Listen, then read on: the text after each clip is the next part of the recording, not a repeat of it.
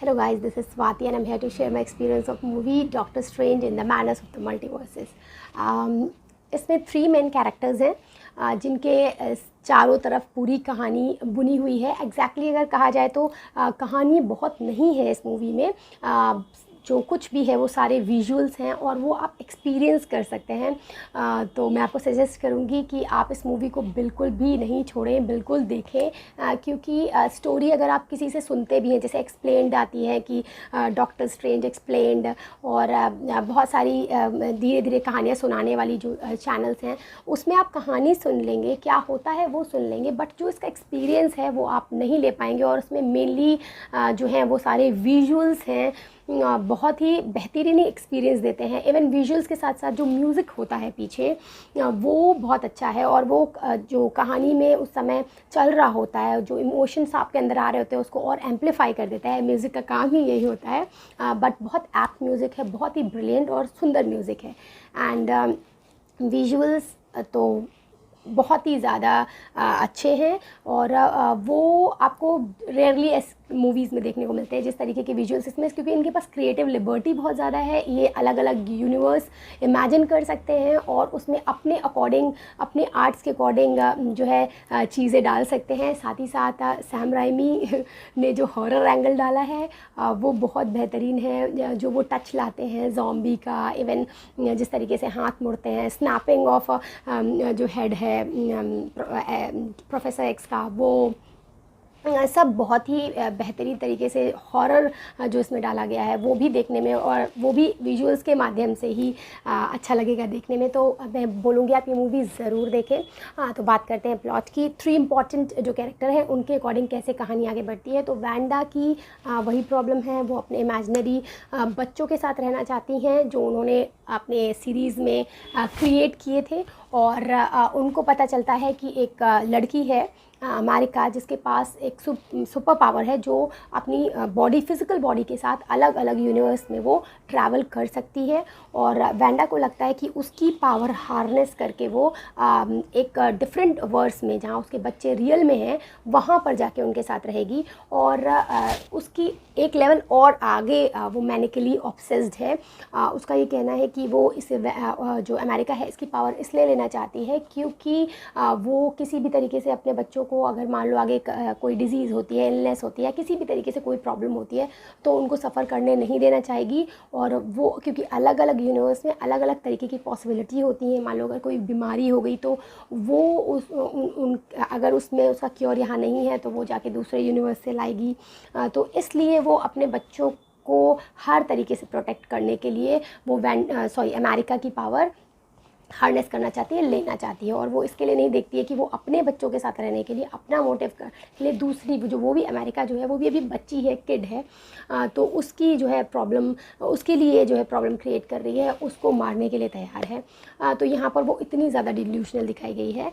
But मुझे एक समझ में नहीं आई चीज़, जब वो सही हो गई थी उसके बाद वो फिर से ऐसा दिखा रहे हैं तो थोड़ा कम समझ में आ रहा है। बट स्टिल उसके बाद जो अमेरिका है, इसकी एक थोड़ा सा ग्लिम्स दिखाते हैं बैक स्टोरी का, कि ये एक दूसरे किसी यूनिवर्स में है जो बहुत ग्रीनरी है। और वहाँ पर इसको अपनी पावर के बारे में सबसे पहली बार पता चलता है कि एक इंसेक्ट आता है इसके पास, एक मधुमक्खी टाइप की होती है, वो आ जाती है और ये डर जाती है, इसके डरने की वजह से पोर्टल ओपन हो जाता है और इसके पेरेंट्स वहाँ पे खड़े होते हैं और वो उस पोर्टल में निकल कर कहीं चले जाते हैं और उनकी डेथ हो जाती है। तो शी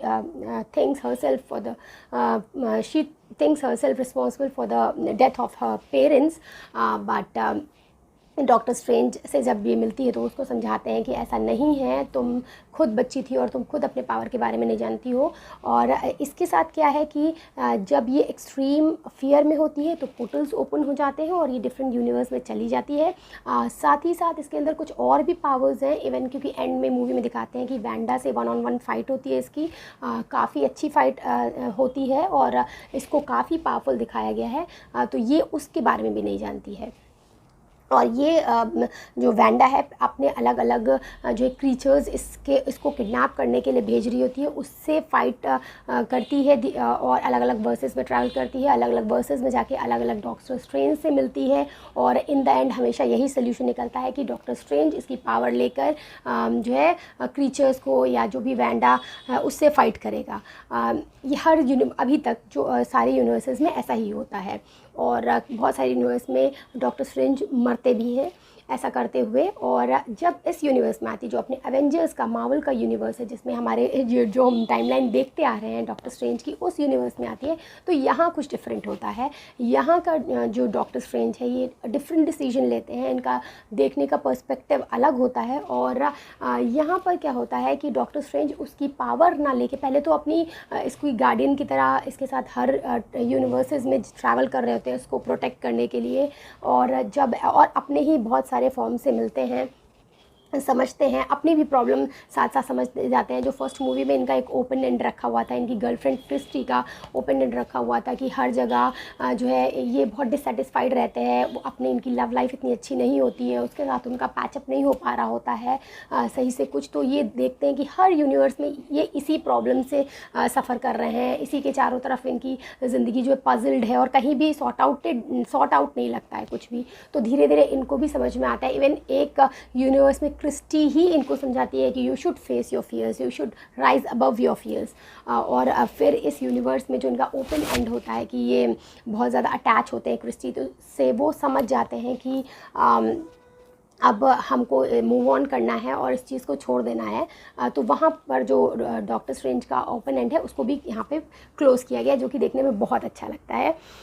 साथ ही साथ डॉक्टर स्ट्रेंज का अलग अलग दिखाया है, अलग अलग यूनिवर्स में जो डॉक्टर स्ट्रेंज अलग अलग तरीके से बिहेव करते हैं वो दिखाया है। जो एक यहाँ पे कैमियो है वो उनका एक्समैन में जो इल्यूमिनाटी के फॉर्म में प्रोफेसर एक्स का इसमें वो है कैमियो है, और वो किस तरीके से यहाँ पर वैंडा का ब्रेन कंट्रोल करने की कोशिश करते हैं और अंदर जाते हैं, लेकिन वैंडा जीत जाती है। अगर यहाँ पर दिखा देते कि वैंडा को ये अंदर से ही ब्रेन से उनकी थॉट्स को वो कर रहे हैं, मैनिपुलेट कर दे रहे हैं, उसको समझा दे रहे हैं, तो ऐसा लगता है कि जैसे डार्क फीनिक्स वाला चीज़ रिपीट हो रहा है।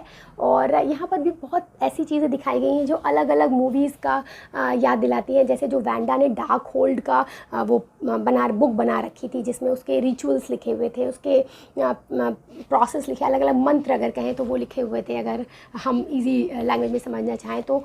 वो ऐसा लगता है कि वो वैंडा की ही एक एनर्जी फॉर्म थी डार्क होल्ड, क्योंकि जब एंड में वैंडा बोलती है कि जब वैंडा मरती है तो जितने भी यूनिवर्स के डार्क होल्ड हैं वो सारे डिस्ट्रॉय हो जाते हैं, वो करती है खुद ही। तो ऐसा लगता है कि वो उसकी सोल का पार्ट थे, वो उसकी जो कॉन्शियसनेस है, सोल है, उसका पार्ट थे। तो वो याद दिलाता है हैरी पॉटर के जो होर्क्रक्स होते हैं उसके वोल्डेमॉर्ट के, कि किस तरीके से वो अपनी आत्मा के पार्ट्स को अलग अलग टाइम जोन में या अलग अलग तरीके से छुपाता है। तो यहाँ पर वो जो डार्क होल्ड है, जो वेंडा की ही एनर्जी है, वो समझ में आती है, वो उस चीज़ की याद दिलाती है। साथ ही साथ जो रेड नोटिस में वो वॉच वाला सीन था, जो रायन रेनल्ड्स के फादर की वॉच थी, और वो एक चीज़ खोलते हैं उससे वॉच का वो लगा के डायल लगा के, तो एग्जैक्टली सेम चीज़ यहाँ पर जो डॉक्टर स्ट्रेंज है उनकी वॉच यूज़ करके वो जो वहाँ पे एक शायद वो बुक ऑफ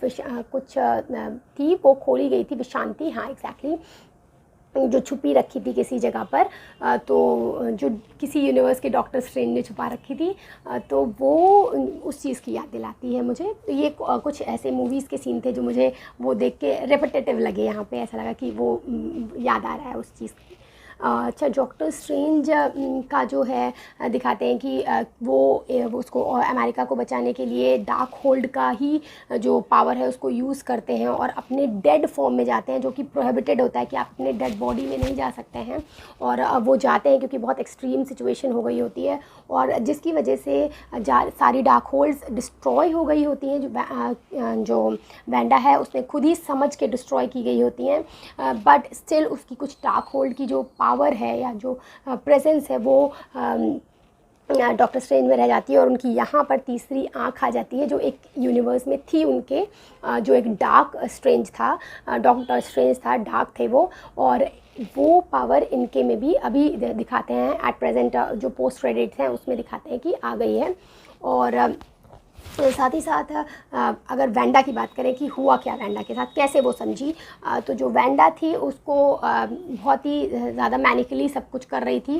इवन उसने जो इसमें ड्रीम वॉकिंग स्टार्ट करी तो अपनी ही बॉडी में, क्योंकि इसमें ड्रीम वॉकिंग की कंडीशन रखी गई है कि आप दूसरे यूनिवर्स में ड्रीम वॉक तब कर सकते हैं जब आपकी ही बॉडी वहाँ पर उस यूनिवर्स में प्रेजेंट हो, आप वहाँ उस यूनिवर्स में हो, तो अपनी ही बॉडी में ड्रीम वॉक कर सकते हैं। तो वेंडा अपनी ही बॉडी में जो जिन बच्चों को वो के साथ रहना चाहती है, उनकी जो रियल मदर है उनकी ही बॉडी में ड्रीम वॉक करती है और उसकी बॉडी को बहुत ज़्यादा डैमेज कर देती है, और किसी भी तरीके से बस सोच नहीं रही होती है। तो ये लोग बनाते हैं, इनका जो प्लान होता है उसको दिखाने समझाने का, कि वेंडा को अपने बच्चों के सामने वो अमेरिका को मारते हुए दिखाते हैं कि किस तरीके से अमेरिका से पावर ले रही है, और वो बच्चे डर जाते हैं उसको देखकर।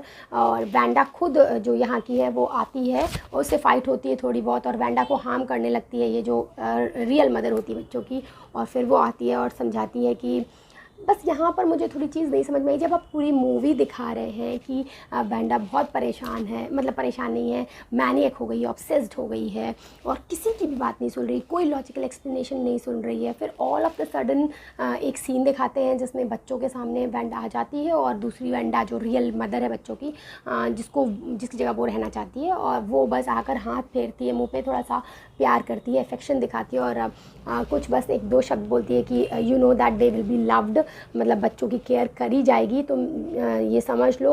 और बस इतने में ही वेंडा समझ जाती है, ना तो उस सीन को एक्सटेंड किया, ना तो वहाँ पे प्रॉपर्ली एक्सप्लेन किया, या वेंडा को थोड़ा बहुत और समझाना चाहिए कि तुम्हें क्या मिलेगा ऐसे करके, या कुछ भी ऐसा नहीं। बस वेंडा बस उसकी आंखों में ही देख के, अपनी ही आंखों में देख के समझ जाती है कि हाँ ठीक है, अब मैं जो कर रही हूँ गलत कर रही हूँ। तो मुझे ये सीन थोड़ा सा छोटा लगा, इसको थोड़ा सा बढ़ा सकते थे। बाकी ओवरऑल मूवी का एक्सपीरियंस बहुत अच्छा था, सब कुछ बहुत ही नया लग रहा था देखने में, और विजुअल्स बेहतरीन, experience, it's a full experiential movie. तो आप इसको बिल्कुल एक्सपीरियंस करें and you love it. Thank you, bye bye.